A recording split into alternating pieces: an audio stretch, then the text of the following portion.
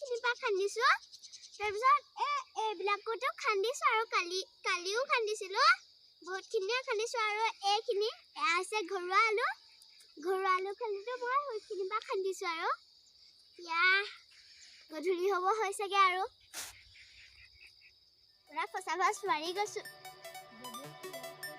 লগত বব আছে মণিবাই ভিডিঅ' কৰি আছে আৰু ববই শুই আগত পালেগৈ